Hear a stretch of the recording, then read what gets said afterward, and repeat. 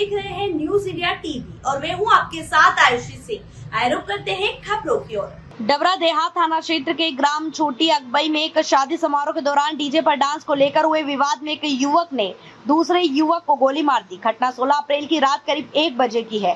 रामदयाल रावत के बेटे रोहित की शादी में बारात ग्राम छोटी अकबड़ में आई थी और बारात में शामिल हरि मोहन रावत के भतीजे सुनील रावत का डीजे पर डांस करने को लेकर ग्राम गोरा निवासी रोहित रावत से विवाद हो गया। रिश्तेदारों ने दोनों को समझा दिया। करीब 1:30 बजे रोहित रावत अपने ताऊ के बेटे बंटी रावत की लाइसेंसी एक नाली बंदूक लेकर आया। उसने सुनील रावत की ओर निशाना साधकर गोली चला दी। गोली सुनील के सिर के सामने वाले हिस्से में लगी। घायल सुनील को तुरंत ग्वालियर के निजी अस्पताल में भर्ती कराया गया है। सर, डबरा में डीजे पे डांस करने वाले की हत्या हुई है। डबरा देहात थाना क्षेत्र में आज ग्राम छोटी अकबई में एक बारात दतिया जिले से गोराघाट क्षेत्र से आई हुई थी और बारात में जो है डीजे के डांस को लेकर बारातियों में आपसी विवाद हुआ, जिसमें एक बाराती ने दूसरे बाराती में जान से मारने की नीयत से गोली मारी, जिससे जो है एक युवक जो है गंभीर रूप से घायल हो गए। बारातियों में सिर में गोली लगी थी। फरियादी जो है हरि मोहन रावत की रिपोर्ट पर से जो है रोहित रावत और बंटी रावत दो लोगों के विरुद्ध हत्या के प्रयास का अपराध पंजीकृत किया गया और घायल जो है सुनील रावत 22 वर्ष निवासी भरसुआ दतिया जिले का है। सिर में गंभीर रूप से गोली लगने के कारण उसको इलाज के लिए ग्वालियर हॉस्पिटलाइज किया गया था और इलाज के दौरान उसकी डेथ हो गई। तो प्रकरण में हत्या का अपराध की धारा बढ़ाई गई है और प्रकरण की गंभीरता को देखते हुए तत्परता से टीमें रवाना की गई हैं दतिया जिले में, जो आरोपियों की गिरफ्तारी के लिए आरोपियों को जल्दी गिरफ्तार कर माननीय न्यायालय के पास पेश किया। बताया जा रहा है कि जो हत्या करने में उपयोग लाइसेंसी बंदूक उपयोग की थी। लाइसेंसी बंदूक थी और लाइसेंसी बंदूक क्योंकि इस क्षेत्र में शादी समारोह के दौरान लोग अपनी अपनी लाइसेंसी बंदूकों का हवाई फायरिंग में यूज़ करते हैं और छोटी छोटी बात पर विवाद होने पर इस प्रकार से गंभीर घटनाएं घटित हो जाती हैं। तो मेरी सबसे अपील भी और प्रशासन लगातार अपील भी करता है कि इस प्रकार से शादी समारोह में बंदूक लाइसेंसी बंदूकों का उपयोग ना करें, जिससे कि कैजुअलिटी से बचा जा सके। पिछोर थाना क्षेत्र के ग्राम निब्बी में दलित परिवार के यहाँ भीतरवार के गांव कुंडपार से बारात आई हुई थी। जैसे ही डीजे के साथ बारात गांव में निकली तो गांव के ही ग्रामीणों ने डीजे पर गाने बजाने से मना किया एवं गाली गलौज एवं मारपीट करने लगे। डीजे की भी तोड़फोड़ की। ग्रामीणों का कहना था कि डीजे पर यहाँ गाना नहीं बजेगा। जैसे ही पुलिस को सूचना लगी, पिछोर थाना प्रभारी बलविंदर ढिल्लन पुलिस बल को लेकर घटना स्थल पर पहुंची। दोनों पक्षों को समझाते हुए बारात को वहां से निकाला। मामला इतना बढ़ गया कि ग्वालियर देहात एडिशनल एसपी निरंजन शर्मा एवं डबरा सिटी पुलिस गिजोरा थाना पुलिस बल भारी संख्या में पुलिस बल ग्राम निवी पहुंचा और शांति व्यवस्था के लिए पुलिस बल को गांव में तैनात किया गया। गांव आता है जिसमें फरियादी सतीश जाटव की बहन की शादी थी, जिसमें बारात आई हुई थी, जिसमें दो पक्षों में डीजे के वजह से डीजे बजने के ऊपर से विवाद हो गया है, जिसमें सतीश जाटव की तरफ से FIR 6 लोगों पे पंजीबद्ध की गई है और विवेचना जारी। वही आरोपी को भी गिरफ्तार किया गया है कि अभी फरार है, पर शीघ्र ही गिरफ्तार किए जाएंगे। वही डीजे के साथ भी तोड़ फोड़ की गई है, तो डीजे पर भी कार्रवाई होगी। मौके पर डीजे नहीं मिला है और यदि ऐसा तथ्य आता है तो कार्रवाई की जाएगी। ग्वालियर के लाल का कमाल। ग्वालियर के पैरा एथलेटिक्स बंटी यादव का हुआ चयन। World para athletics grand prix 2025 के हुआ चयन। नॉर्थ अफ्रीका के मोरक्को शहर में 21-26 अप्रैल तक आयोजित होगी चैंपियनशिप। ग्वालियर जिले के बिलुआ के रहने वाली ही बंटी यादव के जन्म से ही दोनों पैर मुड़े हुए हैं। भोपाल में टीटी नगर स्टेडियम में 4 वर्षों से तैयारी कर रहे बंटी यादव। परिवार की आर्थिक स्थिति ठीक न होने के कारण पार्ट टाइम जॉब भी करते हैं Bunty Yadav. National para athletics championship 2023 में ब्रॉन्ज मेडल जीत चुके हैं बंटी यादव। हरियाणा पुलिस ने ग्वालियर से पकड़े आरोपी। गुरुग्राम में व्यापारी की हत्या के 7 आरोपी पकड़े। 15 अप्रैल को गुरुग्राम में हत्या कर भागे थे आरोपी। होटल व्यापारी दीपेंद्र उर्फ मोनू जाटोली की हुई थी हत्या। 3 शार्प शूटरों ने गोली मारकर की थी मोनू की हत्या। वारदात के बाद से 3 शूटर और 4 मददगार थे फरार। हरियाणा पुलिस ने पड़ाव पुलिस की मदद से पकड़ा।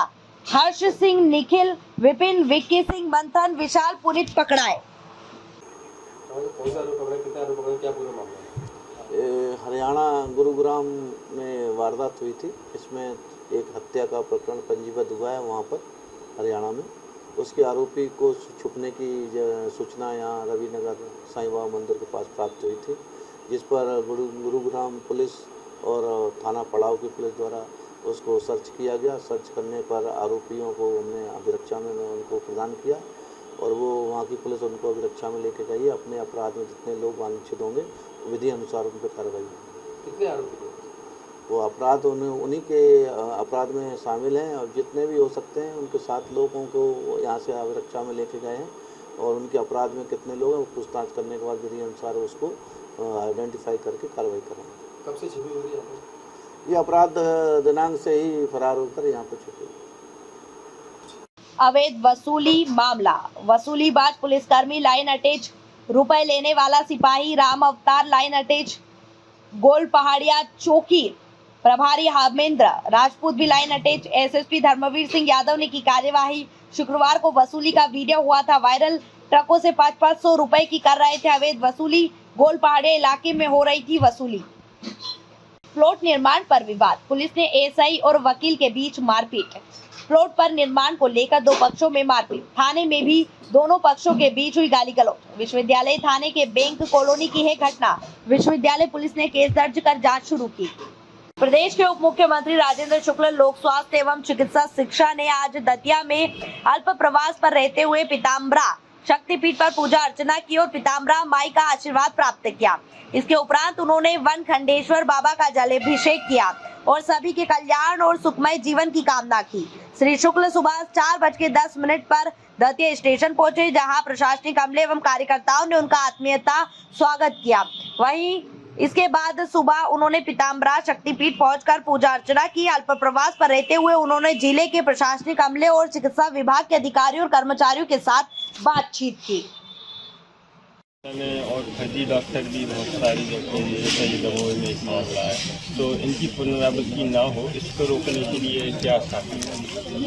देखिए, ऐसी घटनाओं के पुनरावृत्ति के लिए यही तरीका है कि जब भी कभी इस प्रकार का प्रकरण आए तो उसमें तत्काल कड़ी कार्रवाई हो, जिससे कि भविष्य में कोई इस प्रकार का दुस्साहस करने की हिम्मत न करे।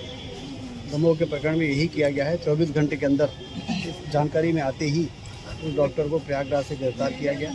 उस अस्पताल को भी उस पर भी वैधानिक कार्रवाई हो रही है, जहाँ पर इस प्रकार के डॉक्टरों के अपॉइंट करके और लोग अवैध गतिविधियाँ संचालित कर रहे हैं। और पूरे प्रदेश में लगातार नज़र रखी जा रही है, क्योंकि मध्य प्रदेश की सरकार लगातार बेहतर स्वास्थ्य सुविधाएं मुहैया कराने के लिए सारे प्रयास भी कर रही है। लगातार मेडिकल कॉलेज खोले जा रहे हैं। पीएचसी सीएचसी से लेकर सब हेल्थ सेंटर के आरोग्य मंदिर के लिए पर्याप्त धनराशि दी गई है, उसके भवन बन जाएँ। टेलीमेडिसिन के द्वारा सब हेल्थ सेंटर और पीएचसी में मेडिकल कॉलेज और जिला अस्पतालों के विशेषज्ञों से बातचीत करके लोगों को ऑनलाइन चिकित्सा की सुविधा उपलब्ध कराई जा रही है। 3,500 हम डॉक्टर भर्ती करने जा रहे हैं। अक्टूबर के महीने तक हमारी पूरी कोशिश है कि मानव संसाधन हेल्थ वर्कर्स डॉक्टर किसी की कमी न रहे। तो एक और जब हम ये सारे प्रयास कर रहे हैं तो इस प्रकार की गतिविधियाँ संचालित करने वाले लोगों पर भी नज़र है और उन पर कार्रवाई भी। टेलीमेडिसिन के कई जगह पायलट प्रोजेक्ट शुरू हुए थे, लेकिन वो और तेज़ से चलेगी। अभी तक आउटसोर्स के माध्यम से पूरे प्रदेश में 2 कंपनियों को इस प्रकार का काम कराया जा रहा था।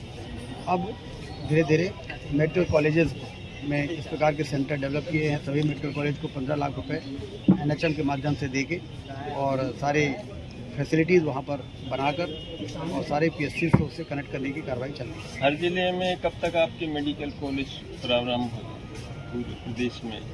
देखिए, 12 जिलों के तो टेंडर हुए हैं। जब तक टेंडर फाइनल नहीं होता है तब तक कहना संभव नहीं है। लेकिन इस साल 2 और मेडिकल कॉलेज सरकारी, आपको मालूम है कि 2003 के पहले मात्र 5 ही मेडिकल कॉलेज थे, आज तो 17 हो गए हैं। 2 इस वर्ष और शुरू हो गए, फिर अगले वर्ष 2, फिर उसके अगले वर्ष 4। तो बाकी जिलों में निजी पूंजी निवेश के माध्यम से हम करने की कोशिश कर रहे हैं। तो उम्मीद है कि आने वाले दिनों में पिक्चर क्लियर होगी। ये कांग्रेस ने ईडी क्योंकि जहाँ पर गड़बड़ी और घोटाला समझ में आता है, वहाँ पर जब कार्रवाई होती है तो कौन सा ऐसा इस धरती में व्यक्ति है जो कहता है कि हमने गलत किया है। लेकिन कानून अपना काम करता है। फिलहाल आज की खबरों में इतना ही। बने रहे न्यूज इंडिया टीवी के साथ। नमस्कार।